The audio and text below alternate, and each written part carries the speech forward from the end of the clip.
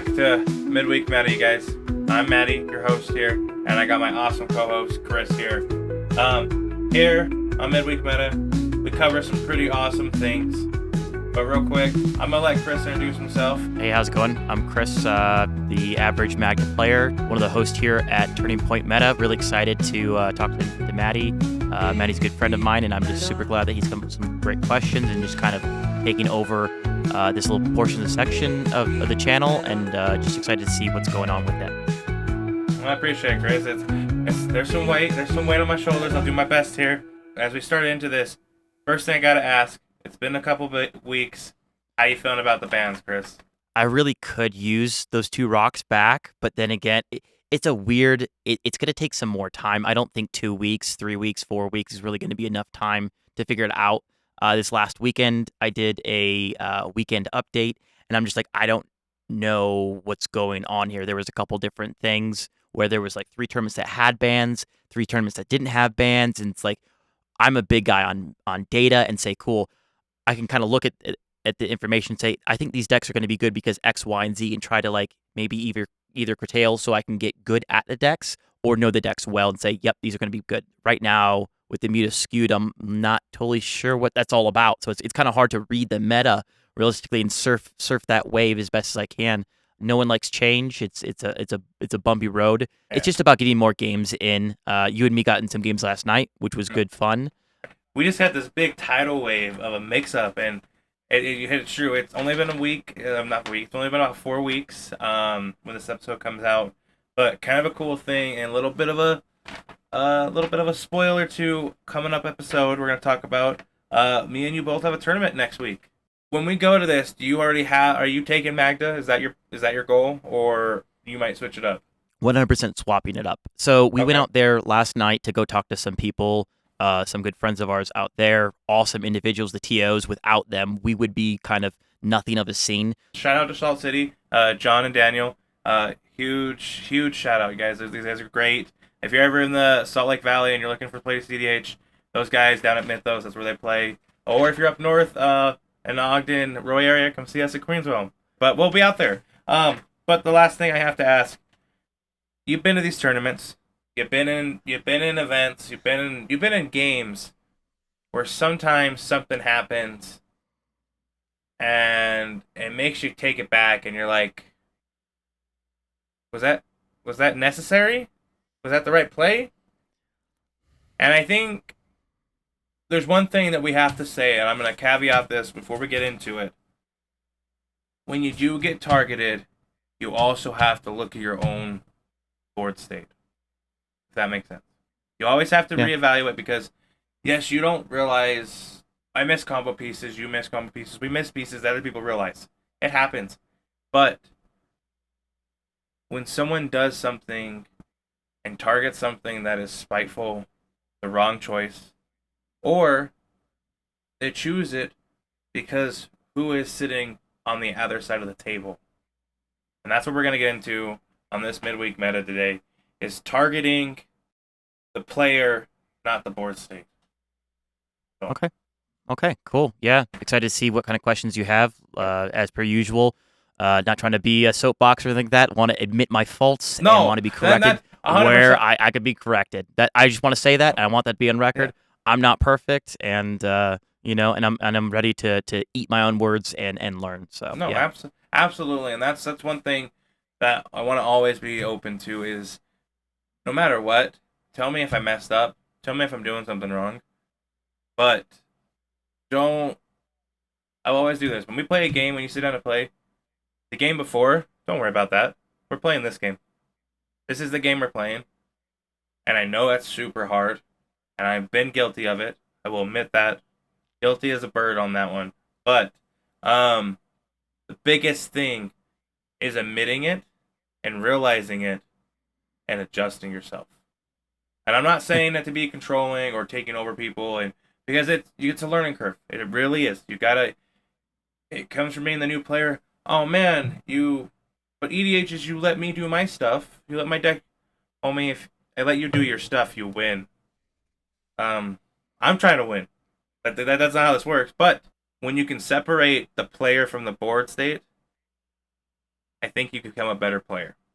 And I hope we get into that a little bit today, and I hope we give some ideas and some reflections on it. What do you do when I'm playing a deck?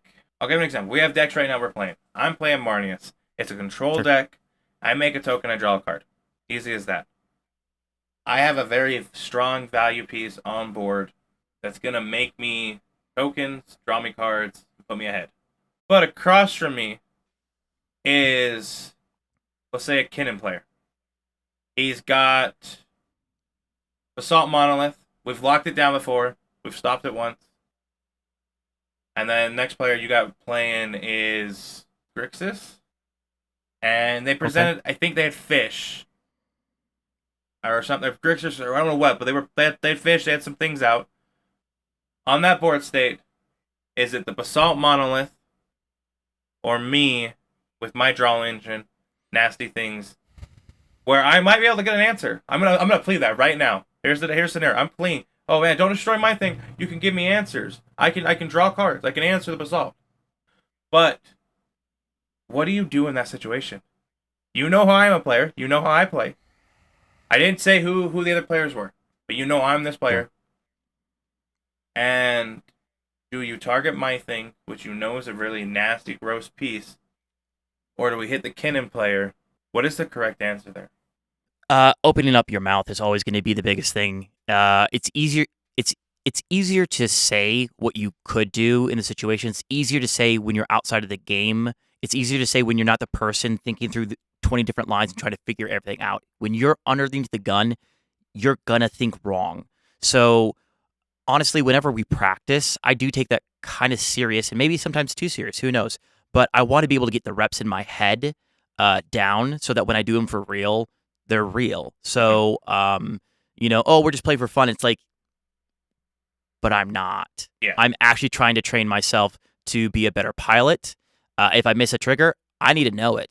If you guys miss a trigger, I'm going to let you know it.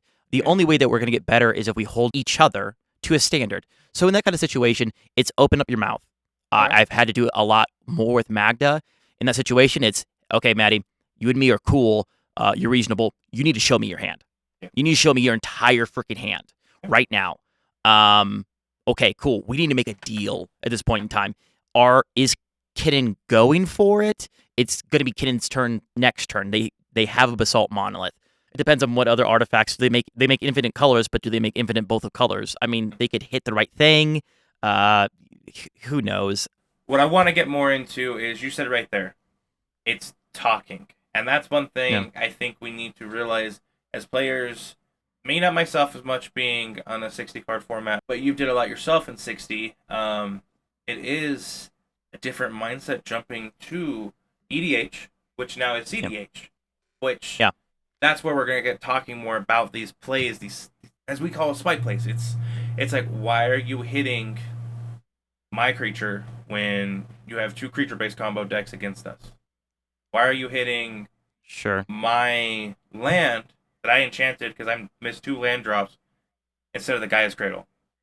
Like, what is going on? sure. Like, that was an actual gameplay a few months ago. I had someone in a game destroy my land that I enchanted with a Fertile Ground when next to me was literally a player, a 5 color deck player with the Gaia's Cradle out. What are you doing? Like, Uh, I mean, from my experience in different things, sometimes the very beginning of the game, sometimes you say something wrong. You say something that someone takes as belittling to you. You're like, hey, does everyone understand the game? Okay, cool. Everyone doesn't understand the game. So this is what I understand. This is what's going to happen, yada, yada, yada. And people can say, oh, you're talking down to me. And sometimes you don't even know it because this is just kind of how you deal with your individual group. You're not toxic. You're just, this is how I set the rules for my group because I have a lot of new people, for example.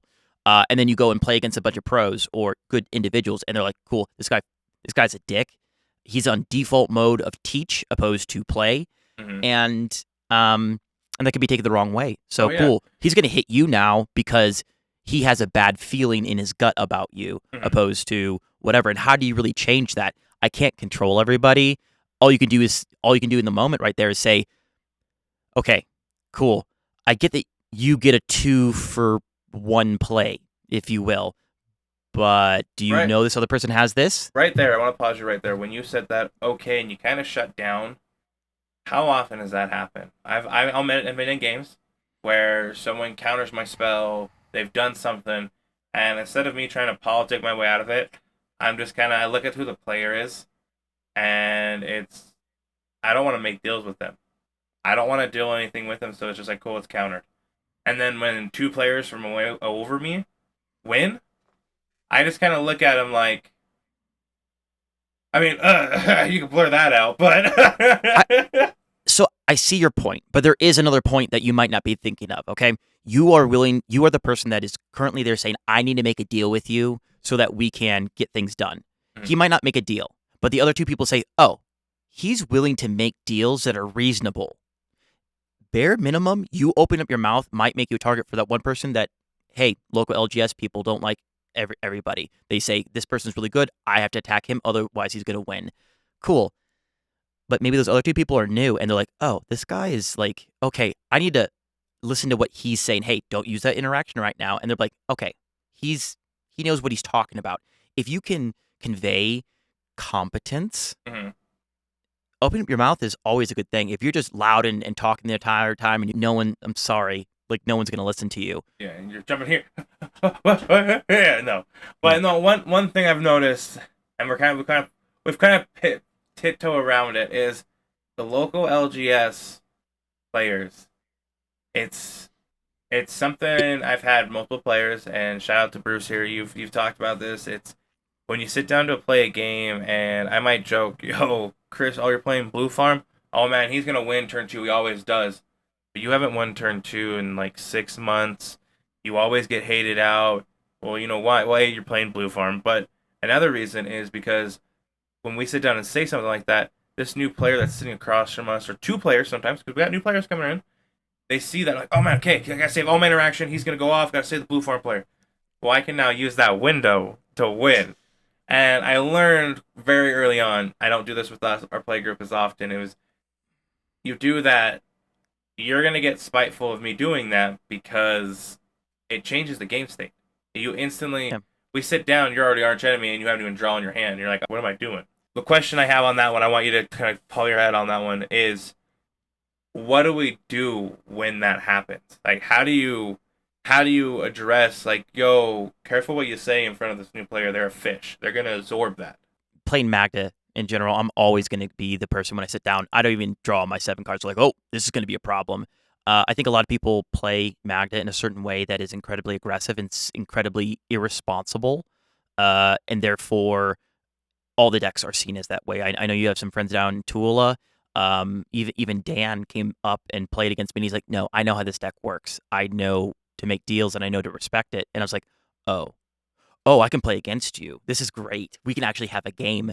And like seeing that was like night and day. I'm like, cool. But then going to other places, local LGSs, they're always going to have their, hey, Kinnan can't play that. If you do, we're going to kill it. And certain times Mm-hmm. you just don't know unless you're in that local meta.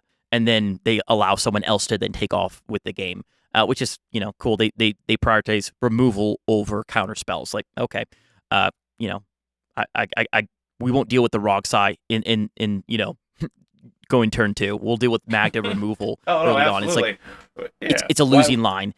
Yeah. Why worry about the Rock Side that kept their initial seven going to when the Magda went down to four? Ah, you're in the Magda.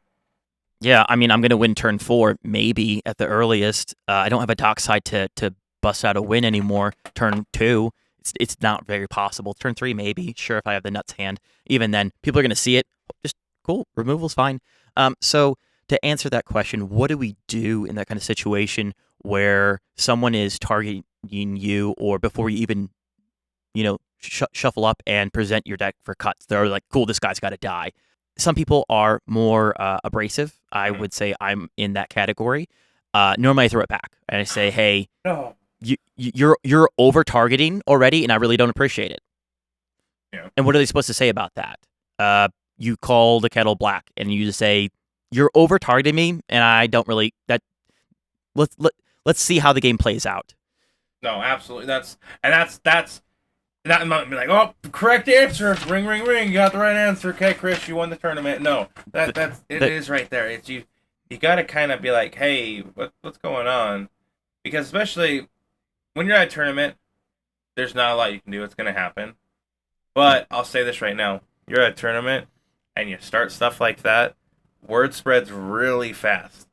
Or you spike play somebody because you want to draw cards, or you do something that stops the other two player and you give it to player three. It's gonna get heard. It's gonna be talked about, and it can ruin the game state because no one's gonna make deals with you. No one's gonna trust you. Be like, I got no win. I'm just going for a land. No, I don't. I don't trust that counter. I'm gonna mental that. And it sucks, and it really does. But it kind of transitioned really well to um us fixing it. Like you said, like how do we address it and fix it? If you are winning, or you have a board state where you are winning, you can try to deflect. 100% use your mouth to try to deflect, but do not play stupid. The moment okay. you start playing stupid and you treat your opponents with that disrespect, I no longer want to be playing a game with you. I'm gonna say that right now. When you treat me as an idiot, it's no longer a game. It's disrespectful. The big question: how do you address it slash fix it? Well, big thing is first you need to step back and look at the board state and look at the LGS even. If this is happening more often, like every game, there's someone that's always pre-targeting you, or even before the game starts, you get told, "Yo, you're in a match with Chris. Man, he always gets." What did I talk about? How we met? Oh, that One night, ring. that one ring guy, that one ring guy. That's how I went. I was like, no, I'm going against him. I'm that guy. Yeah, But and we made a really cool relationship out of it. But if that's the norm, 7 out of 10 times you don't get a cool relationship. You get spite plays. You get anger, I'm not and gonna come back. you're not gonna come back. You're not gonna want to play with me. You're not gonna. We're going to play this place on Sundays. We need more competitive players. Yeah, you're gonna play there. No, I'm not playing there. Like it ruins that. If you can't take a step back and evaluate what's going on and communicate. That is the number one thing. That's I want everyone to take away with this: communication. Talk about it. You gotta talk about, yo, like you said before the game. I feel like you're pre-targeting me. That's pretty heavy. I don't appreciate that. That's A+ right there. That is communicating. And if it becomes aggressive enough, you raise your hand and you say judge or Yeah. TO. Th- You ask for help because yes, we're playing a card game. We're playing a game of card a game, but people can take this seriously. That you like right there. You gotta evaluate and you agree. I hope you agree. I think you were saying you agree with me there. Is you gotta step back. That's the first thing because if you react right away, it's gonna be spiteful. you're going to act emotional about it. I Mm-hmm. mean, at the end of the day, they're not really attacking you, but they're attacking your pieces, and you definitely can be connected to the decisions that you make. And sometimes it's better just to remove yourself from the situation entirely and say, cool, I need to evaluate what's going on here. Difficult to do during, but maybe even afterwards, giving them a talk and saying, hey, what's going on with this? Oh, okay, cool. That made sense. I didn't know you had it in your hand. Perfectly understandable. Oh yeah. Um, I don't think people necessarily purposely target. I think some of it is a little bit subconscious sometimes because especially at a local LGS, not ours example. I'll take the one we went to last night. There was a lot of targeting. There was a Mm-hmm. lot of targeting from those individuals that we went to last night, and I'm like, there's a lot of animosity going on in these like 5, 6 pods that they had going on, and I'm like, what is up with this? Oh yeah. I don't I don't understand it. I don't understand it, and it's like I do appreciate our group. I'm not saying our group's better than any other group because we have our own issues as well, and it's just how do we do better for ourselves as a whole as a community. And I think it's just taking that time and maybe explaining to the newer players and saying, hey, this is why this wasn't cool. It's like someone coming into the new group at high school. It's like, oh, you don't wear those pants. Those aren't cool pants. Oh, thanks for Mm-hmm. telling me. This game gets emotional. It really does, and Sure. and, and and that's the biggest thing. Is I don't want to feel like we're on a pedestal talking down to people. I I will don't want never want to to. be that person. Please tell me if I'm in the wrong here. But biggest thing is, and I see it all over Twitter, X, Reddit. It's oh, what my LGS this happened. the biggest thing is communication, you guys. You gotta Mhm. talk to the players. You gotta yeah. At the moment, you can't really end the game. You can always be like, hey, that's a little pre-targeting. And another thing I have here is maybe ask someone else if you think you're being targeted. Another thing is you can ask another player. You'd be like, hey, um, do you think I'm being targeted on this game? And sometimes players will be like, man, you present wins every game. Every round you presented a win. Of course you're gonna get targeted. Okay. That's true. Yeah, that of course. But no, there's sometimes you're like, yeah, um, Bobby Ross, he hates playing with you. He always hits your stuff. Like I'll have a smothering tied out, and you're going to play a chromatic lantern countered, and I'm like, yeah, right? I'm not being crazy here. And Yeah, yeah. having that Premise. outside perspective come in, it's communication. I will always fall back to that. If you don't talk to it, then it just falls apart. Yep. That goes across everything. That's life, man. That's anything. That's relationships. That's work. That's school. That's going to the restaurant to order food. If you don't talk to the waiter, you can't get food, which is communicating. Correct. But Correct. um, I'll let you kind of get your piece off on that. Those are my opinion on how to fix the situation in the game. We kind of hit it. You can't really necessarily always do it right then. Maybe out. Yeah, you kind of have to wait till afterwards. But it all falls back to communication. Big what you said. Open your mouth. Talk to the players. So you're in this city situation. Player happened bad. What do you do, Chris? Talk to me here. What do I do in the situation? Someone's over targeting me. Yeah. Definitely have a conversation. Sometimes you can't fix someone targeting you. Mm-hmm. You can remove yourself. You can play online. See, the best thing about Magic: The Gathering is that there's a lot of opportunities. There's online. You can do through Spell Table. There's other LGSs you can go check out. There's other options you can try out and maybe just take a break. You know, relax a little bit. Playing local is always a little bit difficult. I mean, when you play like 60 card format, you would play at a Grand Prix and you would play against. There's like thousands of people there. You wouldn't know who you're playing against, and even the top dogs wouldn't know who you are, and you might know who they are, but you're just playing 1v1. In EDH, EDH and CDH really comes down to that your hand is also my hand, and you only have so many pieces of removal, and if all of them are pointed at me at the wrong time, you're wasting my hand as well. Oh, You're absolutely. so that's really where it comes down to. Spite plays or spite plays. Some people do them knowingly, and some people do them unknowingly. And to those people, hey, it happens. We move on. No harm, no foul. Try to explain why you feel like they're doing it. They can explain why they did what they did. Okay, but at the end of the day, what I'm really big about is that you only have so many counter spells. You only have so many pieces of interaction, and if you're using them at the wrong time unnecessarily against someone that's not presenting a win or presenting something that has so much incremental advantage that will win the game eventually, or because you just want to do it because you're like, I want to win next turn. You don't win the game if you don't have a game to play. So Right there. use That I think is a good play to look at it. Is okay, how many people have not like to cut you off, but like I want to keep yeah, talking with you about it. But like right there, you stop.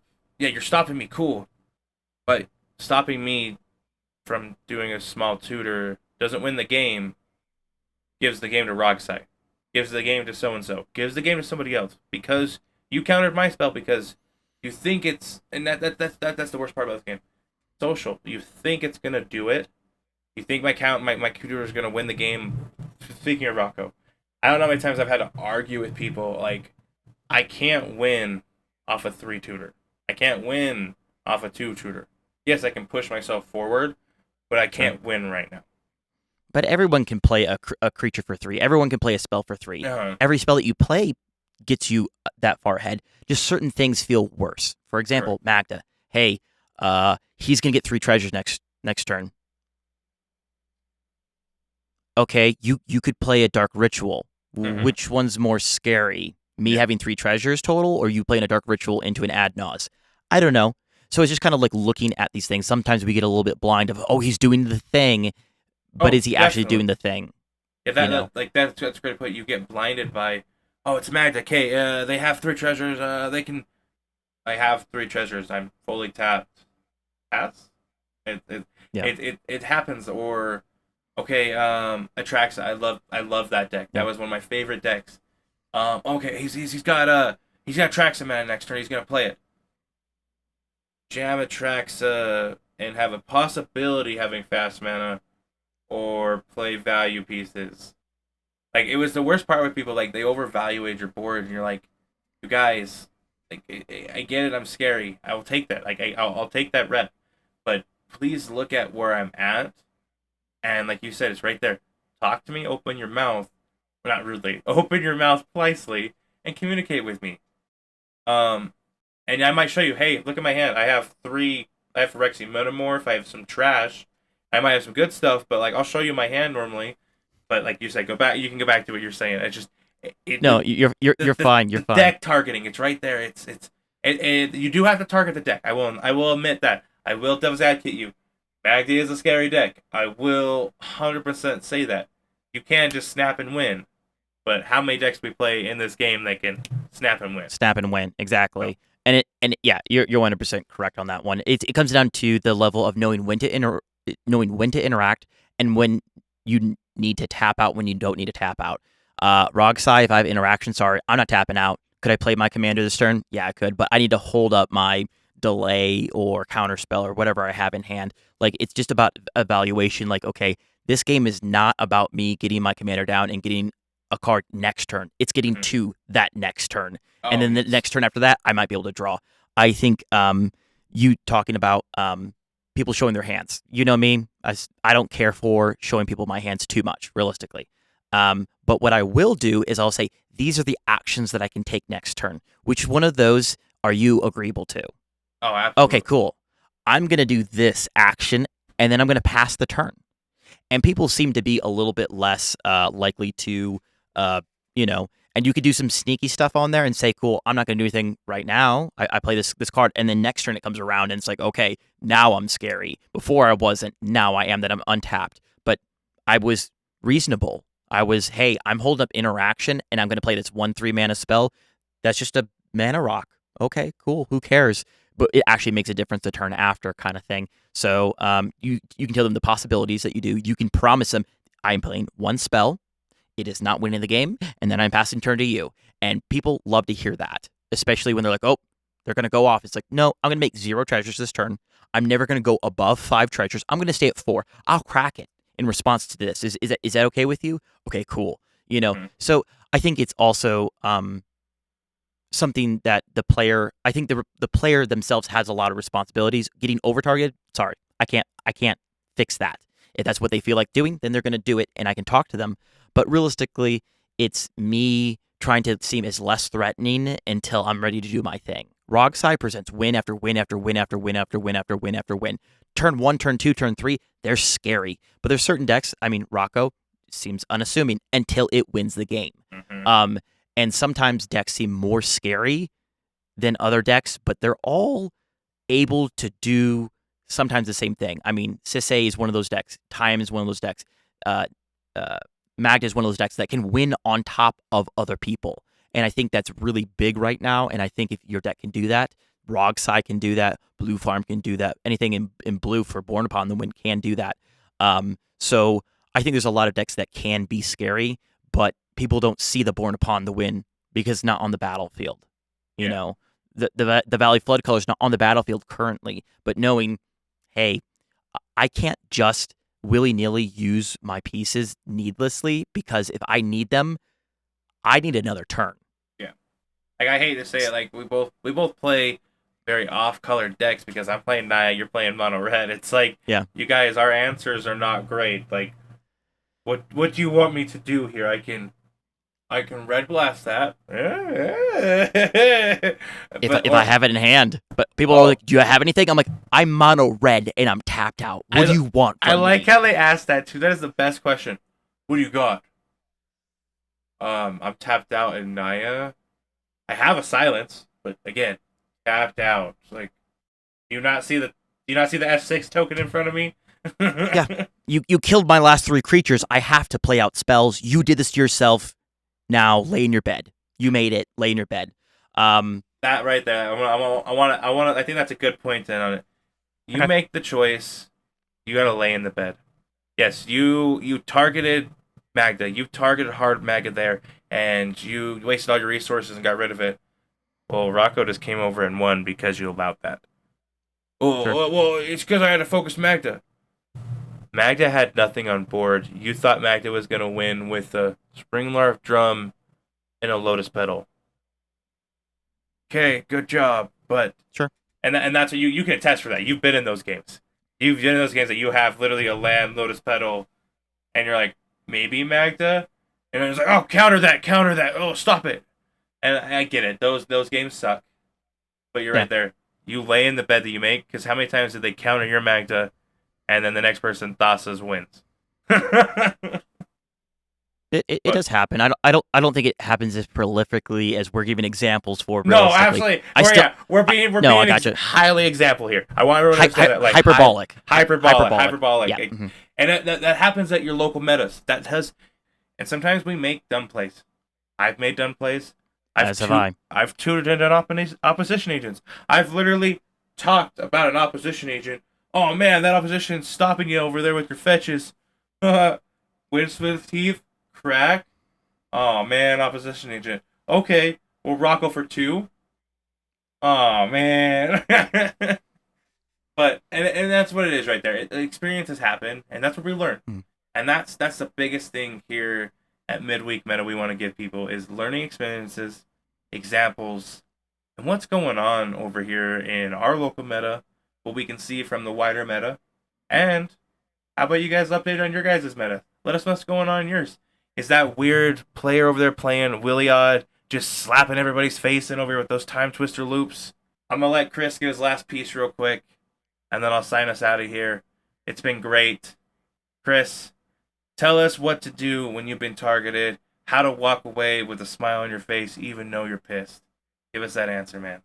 You got to understand that people are going through things, and you reacting in a negative way is not going to help the situation at all. It might make you feel better. And sometimes the biggest thing that you can do if you feel justified in it is to just walk away and say, okay, there's too much heat in this kitchen and I can't deal with it the way that I need to with grace to the other person.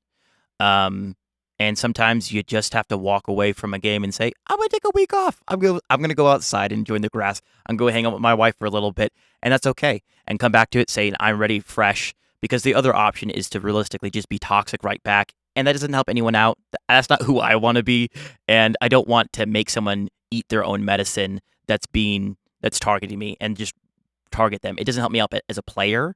It doesn't help me out as a leader in the community. It doesn't help me out as a podcaster. It doesn't help out anybody. Remove yourself. Remove yourself and come back when you can deal with it appropriately. That is the only real thing besides talking to them and mentoring the other person as best as possible. If they don't want to listen, hey, they don't want to have to listen. Guess what? There's another pod. Shuffle up, play, and move on with your day. And that's about all you can really do. Chris, that's a really great point. And I think that's a great way to look at it because if you walk away angry and come back toxic, you're not only ruining it for yourself, you're ruining it for everybody in that pod. Because we've all Yeah. been in those games where you can feel there's a little bit of a feud between players. And yeah, sometimes you might be able to skirt by and get your win out of it, but does that win feel good? Remember, guys, be confident and not condescending. And make sure you hit that like button, subscribe, and catch us next week on Midweek Meta. Biggest thing, follow us on X. You'll see me. He's also going to post my things. You'll see me at Midweek Maddie. But you guys, we'll catch you next week. Leave any comments below. Let us know what you're thinking. Let us know if you have any ideas that kind of like not etiquette, kind of talk about some rules. Let's make sure we're all learning here. Let's evaluate Yeah. and step up our games here, guys. But again, and it's gonna be my catchphrase from now. Be confident and not condescending. Chris, it's always been a pleasure here with you at Midweek Meta. You guys, we'll see you next week.